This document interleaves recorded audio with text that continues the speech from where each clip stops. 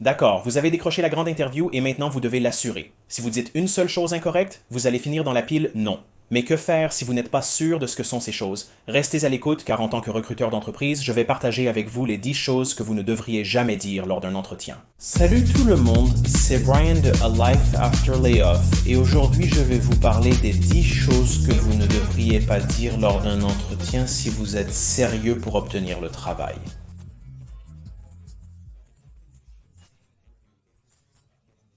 Tout au long de votre recherche d'emploi, vous serez confronté à diverses situations d'entretien. Naviguer dans le processus d'entretien est aussi périlleux que de traverser un champ de mines. Si vous dites une chose incorrecte, vous pourriez finir par tout faire exploser. Et bien sûr, il y a beaucoup de raisons pour lesquelles les gens sont rejetés lors des entretiens. Souvent, des inadéquations motivationnelles ou un manque d'expérience pertinente peuvent pour vous éliminer, mais dans de nombreux cas, c'est ce que vous dites ou ne dites pas qui vous met dans la pile des refusés. Cela pourrait être quelque chose que vous pensez être relativement innocent qui pourrait quand même finir par vous faire rejeter. Si vous cherchez plus de vidéos sur comment se faire remarquer par les recruteurs, comment passer le processus d'entretien, et finalement comment décrocher le travail de vos rêves, envisagez d'appuyer sur le bouton d'abonnement. Je prévois des vidéos hebdomadaires de mon point de vue d'initié. Vous ne voudrez en manquer aucune. Discutons de ce qu'il ne faut surtout pas dire en entretien d'embauche. Demandez d'abord ce que fait l'entreprise. Si vous arrivez à n'importe quel niveau du processus d'entretien et que vous n'avez toujours pas compris ce que fait l'entreprise comme activité principale, vous allez passer pour très mal préparé. Avant l'entretien, je m'attends à ce que vous vous renseigniez sur les activités de l'entreprise, nos produits, nos divisions, nos concurrents et les nouvelles technologies que nous avons déployées. Faites des recherches pour montrer de l'intérêt pour l'entreprise. Sans cela, il sera difficile de me convaincre que vous êtes vraiment intéressé par sa mission, sa vision et ses valeurs. Recherchez la déclaration de valeurs fondamentales de l'entreprise pour voir si elle correspond à vos valeurs. Un décalage culturel peut vous rendre malheureux et conduire à un turnover. Donc, si vous vous présentez à l'entretien sans savoir ce que fait l'entreprise, vous allez avoir du mal pour le reste de l'entretien. La deuxième chose que vous ne devriez jamais demander est quel est le rôle. Maintenant, je m'attends à vous donner un certain niveau de détail sur ce que le poste implique, mais je m'attends à ce que vous ayez lu la description du poste très attentivement et que vous ayez une bonne compréhension de ce que nous essayons d'accomplir avec le poste. Donc, lorsque vous demandez ce qu'est le poste ou ce qu'il fait, cela montre que vous avez fait très peu de préparation avant l'entretien, et dans presque tous les cas, ce ne sera pas une bonne première impression. Les entreprises recherchent des résolveurs de problèmes autonomes. Si vous n'avez pas fait de recherche sur l'entreprise et avez besoin qu'on vous explique tout, réfléchissez au message que cela envoie. Lors d'un entretien, ne demandez jamais les horaires de travail.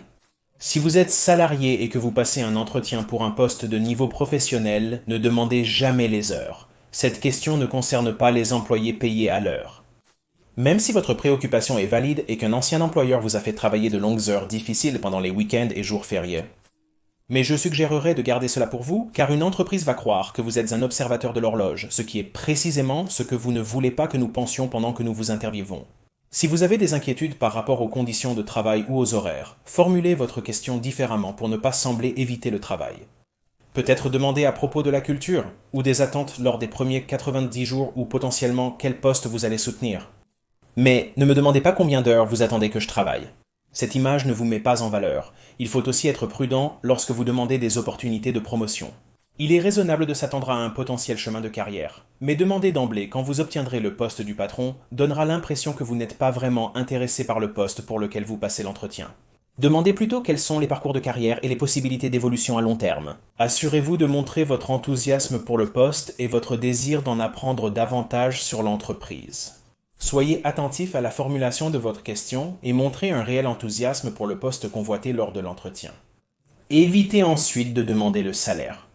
Nous comprenons votre désir d'être payé équitablement. Nous ne voulons pas perdre notre temps mutuel plus que nécessaire. Mais poser cette question dès le départ est un grand désagrément pour les employeurs car vous ne savez même pas encore ce que le poste implique et pourtant vous demandez déjà combien vous serez payé. Certains argumenteront que cela devrait être une considération majeure tôt dans le processus pour ne pas perdre de temps, mais ne vous inquiétez pas, je couvrirai cela plus tard. Laissez-moi, en tant que recruteur, poser la question car je ne veux pas remettre en question votre motivation. Si vous avez passé l'entretien avec moi et êtes au deuxième tour, nous avons déjà abordé ce sujet. Ne demandez pas non plus aux responsables du recrutement les fourchettes de salaire. C'est encore plus rebutant, car dans presque tous les cas, les RH, le TATM et le recruteur se réunissent pour décider d'une offre équitable, et le recruteur a rarement le dernier mot. Mes recruteurs savent déjà que j'ai posé cette question, ils penseront que vous cherchez une meilleure réponse, alors laissez-moi m'en occuper avec vous. Ce qui nous amène au point suivant, ne pas répondre à ma question sur vos attentes salariales. Maintenant, à l'inverse du point précédent, je vais vous poser la question de me parler de vos attentes salariales. Si vous ne savez pas comment répondre à cette question ou si vous dites quelque chose du genre « Eh bien, mince, je ne sais pas combien le marché local paie pour ce type de travail, je devrais revenir vers vous après y avoir réfléchi un peu. » Cela va montrer que vous êtes complètement mal préparé pour l'entretien. Vous devriez déjà avoir le chiffre en tête que vous souhaitez voir. Si vous évitez de répondre à la question et tentez de la repousser, vous ne passerez pas mon entretien ni ne serez envoyé au prochain tour. Vous devez répondre maintenant. Si vous n'êtes pas certain de la meilleure réponse, j'ai fait une vidéo récente à ce sujet, dont je laisse un lien ci-dessous. Assurez-vous de le consulter, cela vous aidera à vous préparer pour la redoutable question du salaire. Lors d'un entretien, il faut éviter de critiquer son ancienne entreprise ou son ancien patron. Il peut être tentant de critiquer votre ancien patron ou entreprise, mais voici la vérité, ça ne nous intéresse pas. Nous cherchons à évaluer votre adéquation avec notre entreprise et le poste, pas à être un simple écho. Dénigrer vos expériences passées donne une mauvaise image. Soyez gracieux, appliquez vos apprentissages à vos réalisations et montrez un réel intérêt pour notre opportunité. Évitez de mentionner à quel point vous êtes nerveux. Je comprends, passer un entretien est l'une des choses les plus stressantes, donc un certain degré de nervosité est normal. Être nerveux lors d'une recherche d'emploi est normal, surtout si vous êtes sans emploi. Je vous laisse généralement un peu de marge de manœuvre. Si vous semblez trop nerveux, je pourrais vous poser des questions faciles pour briser la glace et vous détendre. Mais à un certain moment, je m'attends à ce que vous preniez en main l'entretien et que vous montriez vraiment de la confiance dans ce que vous avez fait. Donc être trop nerveux peut réellement commencer à vous nuire. Si vous passez un entretien avec le responsable du recrutement, il sera probablement moins patient face à la nervosité. Mon meilleur conseil est donc de vous assurer d'être bien préparé et de savoir exactement comment vous vendre lors d'un entretien. Ensuite, évitez d'être trop décontracté. Il est acceptable d'être un peu détendu pendant un entretien, cela peut aider à briser la glace. Mais être trop décontracté peut potentiellement offenser, surtout si vous utilisez un langage coloré. Vous n'êtes pas dans un bar, alors ne parlez pas à l'intervieweur comme s'il était votre ami dans un contexte social. Il en va de même pour être trop décontracté.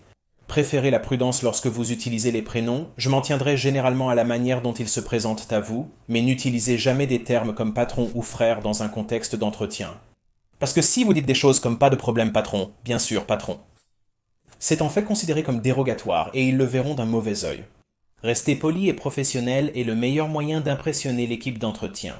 La dernière chose que je veux aborder est de ne pas poser de questions. Ce point concerne ce que vous ne dites pas plutôt que ce que vous dites lors d'un entretien. À la fin de l'entretien, je vous demanderai si vous avez des questions pour moi.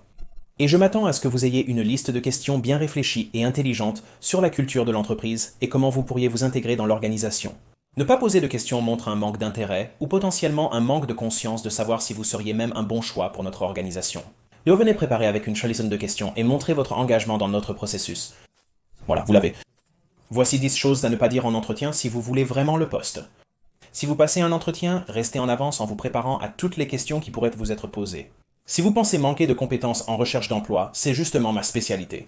Je possède un site web nommé alifeafterlayoff.com. Regorgeant de conseils et astuces pour réussir les entretiens et décrocher une offre. Tout cela du point de vue d'un initié. De plus, j'ai un cours appelé le Bootcamp ultime du licenciement. C'est 7 heures de formation dédiée. Il vous accompagne à chaque étape du recrutement. Si cela peut vous aider, pensez à le consulter.